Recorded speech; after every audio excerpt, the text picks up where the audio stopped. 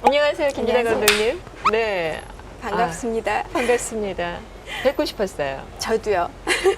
어제 잠을 못 주무셨다면서요? 예, 어제 사실은 제가 베니스 영화제에 가야 되는 그 네. 베니스 영화제에서 이번에 상영한 작품의 마지막 후반 준비로 잠을 못 자고 1시까지 네. 열심히 작업을 하다가 여기 나왔습니다. 뭐 여러 기사가 났었어요. 그래서 한국의 여류 그래요? 감독으로서는 처음이다. 이런 기사도 났고요. 어떻게 스스로 의미를 부여하세요? 글쎄요, 뭐 일단 언론에서 관심을 가져주시는 거에는 굉장히 감사하고 기사는 그렇게 났더라고요. 뭐 3대 영화제 처음으로 한국 여성 감독이 뭐 그렇게 생각을 하니까 굉장히 뿌듯하기도 하고 네. 제 자신이 뿌듯한 게 아니라 한국에서 여자가 3대 영화제에 어쨌든 심사위원을 가게 됐구나라는 사실이 그냥 기쁘더라고요. 그 성공한 각 분야의 여성들을 보면 그 앞에 여류 또는 여성 이렇게 구별돼서 붙는 거에 대해서 불편함 내지는 거부감을 갖고 계시던데 어떠세요? 시금털털하죠. 시금털털. 한마디로. 뭐 정확한 표현이실 수도 네. 있겠어요. 시금털털.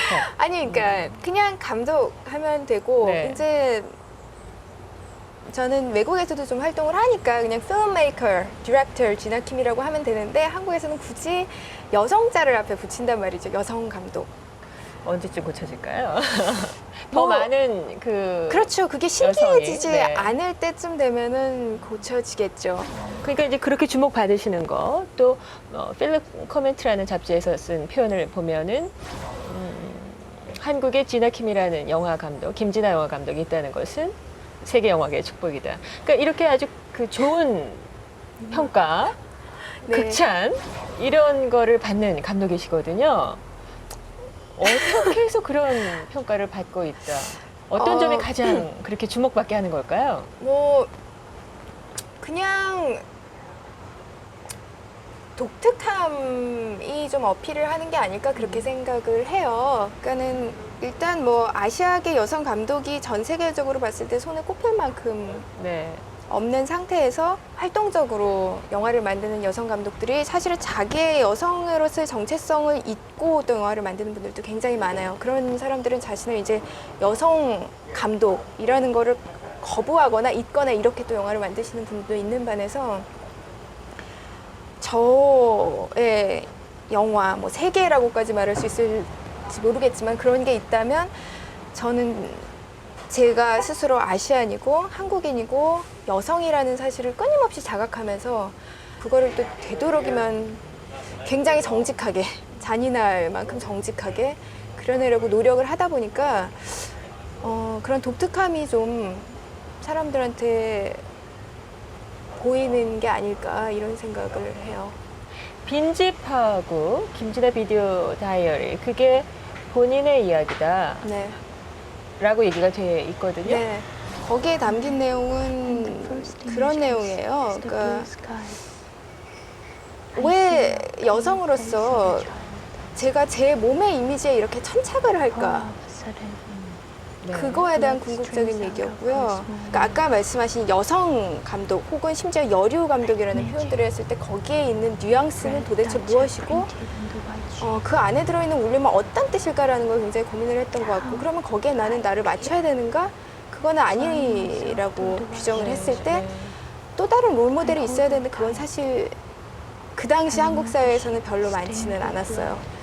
많은 여성분들이 아직도 그 고민을 할 것 같아요.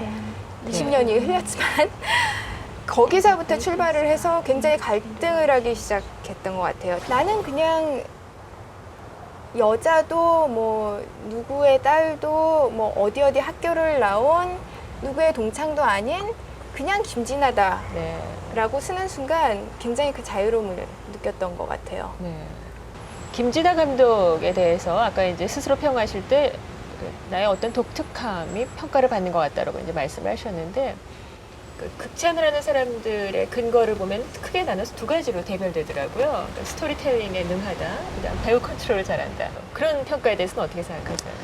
일단 배우 문제를 먼저 네. 말씀을 드리면 사실 그 문제에 있어서는 제가 여자라는 게 도움이 굉장히 많이 된다고 생각을 그래요? 해요. 어떻게 네. 도움이 돼요?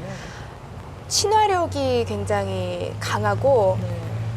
사실 제 자신이 핸디캡이자 또 강점이라고 생각을 하는 게 한국에서 교육받은 여자로서 굉장히 그 다른 사람들을 배려하는 마음이 커요. 어쩔 수 없는 그런 것들이 있는 것 같아요. 굉장히 많은 것들을 요구받고 굉장히 많은 역할들을 하도록 교육받으면서 커요. 그러니까 특히 저희 세대는 그런 것 같은데 차라리 저희 어머니나 할머니 세대처럼 그냥 좋은 어머니로 뭐 이렇게 집에서 살림 잘하시는 뭐 아내로 커갔으면 오히려 간단했을 것 같은데 저희 세대는 그런 거는 아니다. 너는 일만 잘하면 돼. 직업적으로 성공하면 돼. 이렇게 교육을 받지만 사실은 또 가정 내에서의 결혼하면은 또 그 가정 내에서의 많은 제약들이 있고 언제나 주변을 배려해야 되는 그런 교육을 받으면서 자란단 말이죠. 결국 그게 이제 사람들한테 대해서 잘 배려하고 잘하면 인간관계가 좋아지고 결국 그게 꼭 활자화돼서 나오면 얘기되는 네트워킹 파워 이런 거 아닌가요? 궁극적으로는 그렇게 활용이 될 수가 있다고 생각을 해요. 그러니까는 한국 여자 젊은 여성분들이 이제 저하고 가끔 얘기를 하고 싶어하는 분들을 만나서 얘기를 해보면 한국 여자가 어떻게 외국에서 그렇게 힘들지 않으셨어요? 뭐 마음이 약하지 않으셨어요? 뭐 너무 섬세해서 오히려 상처를 많이 받지 않으셨어요? 라고 그런 질문들을 많이 해요. 그리고 자기 표현도 아무래도 좀 능숙하지 않지 않으세요? 왜냐면은 굉장히 감정 억압하면서 남을 배려하면서 그렇게 자라왔으니까. 근데 그 모든 것들이 사실은 저는 강점으로 활용이 될 수가 있다고 생각을 하거든요. 아까 이제 스토리텔링에 대해서 얘기를 좀 했었는데 그 스토리텔링을 잘한다는 극찬을 받는 이유 어떤 걸까요? 사실 좀 아이러니하게도 저는 제가 믿는 거는 세상에 이야기는 한 10개도 안 된다고 생각을 해요. 이야기의 원형은 한 10개 정도? 뭐 사랑해서는 안 되는 사람들이 사랑에 빠졌다가 파국을 맞는 이야기, 뭐 소년이 온갖 역경을 헤치고 성장해서 성공하는 이야기, 뭐 이런 식으로 한 10개 정도의 이야기의 원형이 있는 것 같아요. 신화나 뭐 설화 이런 거를 다 보면. 그리고 그 원형의 변형인 것 같고요. 그런 원형을 이용을 해서 한 번씩 전복시켜주는 거를 저는 굉장히 좋아해요. 두 번째 사랑도 사실은 그런 얘기였던 것 같고. 그 두 번째 사랑이 그 우리 영화 중에 시바지? 네, 그렇죠. 역발상이었다. 그랬더니 이해가 가더라고요. 예, 근데 뭐 궁극적으로는 멜로드라마이면서 동시에 안티 멜로드라마인 영화라고 저는 생각을 했어요. 그러니까 사랑하면 안 되는 사람들이 사랑에 결국 빠지고야마는, 그래서 결국 파멸에 이르고야마는, 그게 뭐 멜로드라마의 전형인데 거기서 사랑에 빠지는 안 되는 이유들이 굉장히 여러 가지가 있는 거죠. 이번 경우에는 계급이 달라서, 경제가 계급이 다르고 다른 인종이고 가정이 있고 이런저런, 근데 그 이유들이 다 사실은 사회에서 주어진 규범들이거든요. 개인의 문제들이 아니라 그런 것들이 이 사람들이 어떻게 뛰어넘을 수 있을까를 가지고 고민을 하는 것, 그거 하나, 그 하나의 큰 줄기를 이렇게 뒤집고 저렇게 뒤집고 하면서 나온 얘기였던 것 같아요. 그러면서도 던지고 싶은 외침이 있을 거 아니에요, 감독에. 그게 이제 여성에 대하여. 그렇죠. 궁극적으로 제가 쫓아가는 거는 인물이거든요. 소피라는 인물 한 명. 그리고 그렇기 때문에 사실 전형적인 멜로드라마의 틀을 가지고 갈 수가 없죠, 끝에 가서는. 왜냐하면 멜로드라마는 그 관계만이 중요하잖아요. 그리고 그 테두리와 모양새, 이 사람들이 어떻게 나중에 맺어질까, 이게 중요한데 반해서 저희 영화에서는 소피가 과연 어떤 결정을 할 것이며 이 여자가 끝에 어떻게 행복을 찾을 것인가가 중요했기 때문에. 해변가의 한 씬이 다 설명해 주더라고요. 또 소피의 불러 나온 배, 그 다음에 해변가에서 그게 참 되게 재밌는데요. 그 백 선생님처럼 그거를 다 설명이 된다, 한 번에 다 정리가 됐다 시원하게라고 생각을 하시는 분들도 있고, 반대로 거기에 굉장히 그래서 어떻게 됐다는 거야 라고 반감을 가지시는 분들도 있어요. 감독은 어떤 걸 원하세요? 관객이 어떠하기를? 저는 원한 거는 저는 굉장히 명백했다고 생각을 했고, 제가 궁극적으로 말하고자 하는 거는 소피가 그래서 바닷가라는 굉장히 원형적인 공간에서 자기 혼자서 행복을 찾은 그 모습이 정말 그게 결말 중에 결말이라고 생각을 했는데, 그러니까 한국의 관객들은 그거를 좀 뭐랄까 굉장히 그 오픈 엔딩으로 많이들 받아들이시는 것 같고 유럽의 관객들은 그게 굉장히 중성적으로 다가올 수 있는 부분이니까 거기에 좀 더 오픈되게 받아들인 부분도 있었던 것 같고요. 그 영화 찍을 때 아주 재밌는 에피소드가 많으셨다면서요? 캐스팅이 제일 재미있었던 것 같아요. 그리고 배우들하고 일하는 게 제일 재밌었던 것 같고 특히 이 하정우라는 한국의 그때는 지금처럼 사실 유명하지는 않았어요. 예, 굉장히 가능성이 많은 배우였지만 그런 배우, 그다음에 베라 파미가라는 배우도 한국에서는 비교적 덜 알려졌지만 미국에서는 이미 뭐 대형 배우였고요. 그 두 배우를 붙여놨을 때 어떤 스파크가 튈까? 그게 저는 정말 궁금했고요. 베라와 제가 둘 다 굉장히 장난기가 많은 편이어서 전략을 짰어요. 우리 어떻게 할까? 정우랑 어떻게 처음에 만나고 어떻게 얘기를 하고 얼마나 친해져야 될까? 그래 어떻게 해야지 뭐 정사신이 잘 나올까? 뭐 이런 얘기를 맨날 하다가 우리 아예 만나질 말자. 굉장히 극단적인 선택을 둘이서 했어요. 그리고 그게 끝이었어요. 정우는 그때 다른 영화의 후반 작업을 위해서 한국에 가고 촬영 중간까지 한국에 있었어요. 자기 씬 차례가 됐을 때 왔죠. 그리고 그 어색함이 뭐라 그럴까 너무 재미있었어요. 그러니까 그 두 배우가 서로를 끊임없이 의식하면서 끊임없이 그 서로의 마치 뒤통수에 눈이 달린 듯이 서로를 의식하면서 마치 영화 속에 나오는 소피아 지아처럼 서로를 의식하면서도 서로를 모르는 척하고 서로 다가가지 않는 그 모습이 너무너무 재밌었고 그런 긴장감이 영화에서도 잘 살아났던 것 같아요. 그러니까 그런 거를 아울러 나가는 모든 것이 감독의 역량이군요. 그렇죠. 감독들은 사실은 그 나쁘게 말하면은 참 사람의 마음을 어떻게 하면 저거를 내가 원하는 그림을 뽑아냈을까를 가지고 머리를 굴리면서 사람의 심리를 조작을 하려고 하는 사람들이기 때문에 이게 그 착취의 그리고 학대의 수준을 넘지 않는 한계 안에서는 그런 거를 끊임없이 계산을 할 수밖에 없어요. 실제 상황과 이 실제 자연인으로서의 모습과 이 상황을 어떻게 매치를 해서 내가 원하는 모습을 잡아낼 수 있을까. 하정우 씨 얘기를 하시면서 하정우 씨한테는 연예인이기보다는 배우 같다라는 말씀하셨어요. 배우다 이렇게 느끼는 건 어떤 지점인가요? 일단 첫 번째는 스크린에서의 존재감이 있고 없고의 차이인 것 같아요. 그러니까는 굉장히 연기도 뭐 무난하게 잘 하고 유명세도 타고 있지만 화면 안에서의 어떤 아주 무거운 존재감이 있는 배우가 있고 없는 배우가 있거든요. 네. 근데 요새 배우들은 이제 어린 나이에 굉장히 주변 상황으로 배우들이 만들어지는 경우도 있고 자기가 무엇을 하는지 모르는 상황에서 교육받는 경우도 있고 그런 카리스마를 습득하기가 어려운데 정우, 하정우 씨 같은 경우는 그걸 선천적으로 타고났다 그럴까요? 감독이 하는 일이 오케스트라의 지휘자 같은 역할이기도 하시잖아요. 그러니까 그렇죠. 뭐 아무리 유명한 배우 감독이라고 하더라도 또 그에 못지않은 유명한 배우가 애로사항이. 어려울 때는 애로사항도 있으시죠. 네, 맞아요. 예를 들어서 스콜세지 감독님 예를 들면 네. 그 저희로서는 상상을 못할 이야기이긴 한데 네. 막상 얘기를 이렇게 수다를 떨면서 그때 디파티드를 찍을 때 뭐 아니면 다른 영화를 찍을 때 애로사항을 듣자면 와 이렇게 거장 감독도 이렇게 작은 영화를 만드는 나 같은 사람과 사실은 같은 고민을 하는구나라는 생각을 한 적이 있어요. 그러니까 잭 니콜슨 같은 경우는 뭐 스콜세지 감독님도 엄청난 거장이지만 그분도 엄청난 거장 배우시잖아요. 네. 그리고 작업을 같이 해보신 적이 한 번도 없는 거예요. 이렇게 생각을 해보면. 그래서 굉장히 그 나이 많은 경호원을 데리고 트레일러 안에서 잘 나오시지 않는 아무도 얘기를 할 수 없는 말을 붙일 수 없는 그래서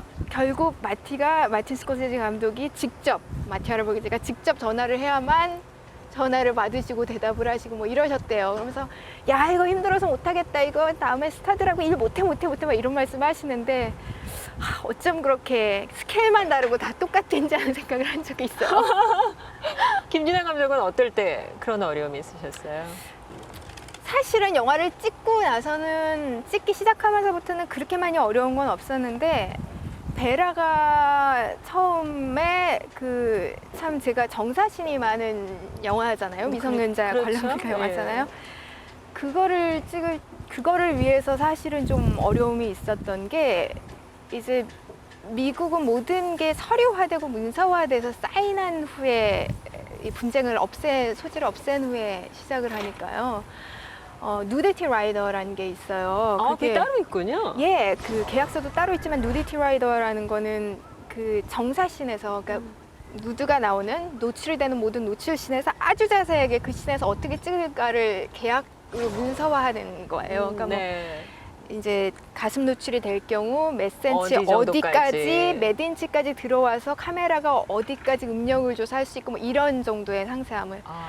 근데 제 영화가 시나리오를 제가 직접 썼기 때문에 네. 이루 말할 수 없이 정사신이 자세하게 묘사가 되어 그걸 다 있었어요. 자세하게 직접 쓰셨어요? 네, 직접 아주 자세하게. 그러니까 그거를 네. 영화를 봤을 때는 뭐 아름다울 수도 있겠지만 네. 글로 읽었을 땐 그림이 어떻게 나오는지 알 수가 없단 말이죠. 네, 네, 그러니까는 네. 베라는 괜찮았는데 베라의 남자친구가 싫었던 거죠. 우리 제발 이런 험한 영화 그만 찍고 쉽게 좀 살면서 친구들 만나서 설득하고 술 사주면서 걱정 말아라. 나는 베라를 해피하게 해주기 위해서 여기 네. 있다. 뭐 이런 식으로 설득을 하면서 뭐 배우들하고 이제 그런 에피소드들이 있고요.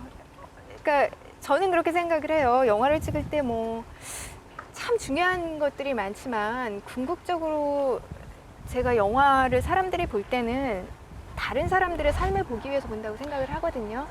가장 중요한 거는 조명도 아니고 의상도 아니고 미술도 아니고 그 사람들의 살아가는 이야기와 궁극적으로는 그 사람들의 한순간 한순간의 연기란 말이죠. 표정과 연기와 리액션과 몸의 그 아주 미묘한 뉘앙스와 그거는 결국은 배우에 의존할 수밖에 없거든요. 네. 영화를 하고 싶어하는 사람들이 굉장히 많잖아요. 뭐 여러 분야가 있겠지만 그런 사람들이 김진아 감독을 보면 또 얼마나 부럽겠어요.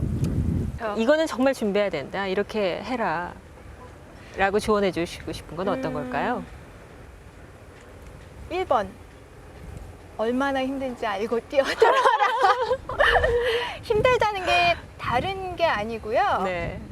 그러니까 굉장히 영화 감독하면은 참 소위 반짝반짝하고 화려할 것 같다는 생각들을 참 많이 할 수 있는데 배우라는 직업도 그렇고 이제 뭐 그렇잖아요. 근데 정말 전혀 아니라는 거죠. 영화 감독만큼 고독하고 외롭고 네. 혼자서 투쟁해야 되는 시간이 긴 사람이 없거든요. 그러니까 영화를 찍는 시간은 그 사람의 인생에서 10분의 1, 100분의 1도 안 되고 그거를 준비하기 위해서 싸워나가는 과정이고 그 싸움은 사실 아무리 주변에 옆에 뭐 좋은 프로듀서가 있고 좋은 에이전트가 있어도 혼자 할 수밖에 없는 싸움이고 또 노출되는 시간은 그만큼 공인이기 때문에 그 간극이 너무 커서 자기의 고독을 매니지하는 방법이 또 있거든요, 금방. 그러니까 그 정서적으로 참 불안정한 상태가 되는 거죠. 그게 굉장히 힘들어요. 그 김진아 감독의 영화를 보면은 큰 스토리 맥 중에 하나가 여성이잖아요. 네. 그 꼭 만들어 보고 싶은 영화가 어떤 거세요? 아주 일반적으로 그냥 얘기를 하자면 이거는 이제 제가 정말 그림을 그리던 시절부터 가지고 있었던 믿음이자 희망이기도 한데 저는 굉장히 특별하고 개인적인 저의 얘기를 하고 있다고 생각을 하고 만들고 있는데 네. 정말 많은 사람들이 이건 내 얘기야라고 공감해주는 그런 영화가 궁극의 목표라고 할 수 있겠죠. 가장 좋은 영화죠. 그렇죠. 그게 또 김진아 감독의 감독으로서의 꿈일 수도 있겠네요. 그게 정확하게 저의 꿈이고요. 네. 정말 가장 개인적인 얘기지만 가장 정치적인 얘기고 네. 가장 특수한 얘기지만 가장 보편적이고 일반적인 얘기가 될 수 있는 영화가 네. 진짜 좋은 영화이고 진짜 예술이라고 생각을 하거든요. 그런 영화를 많이 볼 수 있으면 좋겠어요. 네, 그렇죠. 앞으로 더 활동 많이 하셔서 그런 영화를 많이 생산해 주시고 저희는 감상할 행복을 주시길 기대하겠고요. 노력하겠습니다. 네, 김진아 감독 저희 모두 성원하겠습니다. 다음에 영화 함께 만나겠습니다. 고맙습니다. 감사합니다.